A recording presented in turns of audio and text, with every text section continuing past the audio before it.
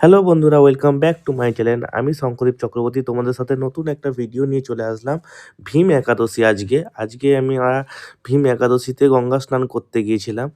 আজ পবিত্র ভীম একাদশীর গঙ্গা মায়ের চরণে স্নান করার সৌভাগ্য হলো আমাদের। এই জন্য আমি ভগবানের কাছে অসীম কৃতজ্ঞ জানাই। এই পবিত্র জলে স্নান করে মন প্রাণ যেন আরও শান্ত হয়ে গেল।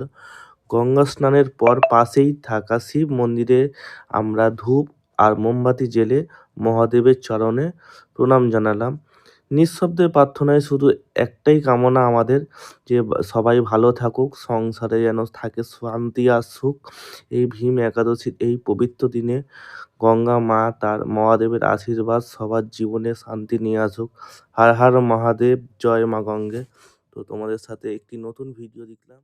ভিডিওটা ভালো লাগলে লাইক, কমেন্ট, শেয়ার করে পাশে থাকবে। আর কারা কারা ভীম একাদশীর দিনকে গঙ্গা স্নান করেছো তারা আমাকে কমেন্ট করে জানাবে। আর তোমরা কোথা থেকে এই ভিডিওটা দেখছো সেটাও আমাদেরকে কমেন্ট করে জানাবে। তোমার একটি কমেন্ট আমার জীবনে খুব গুরুত্বপূর্ণ, কারণ আমারও জানা দরকার আমার এই ছোট্ট ভিডিওটা কোন কোন জায়গায় পৌঁছে যাচ্ছে।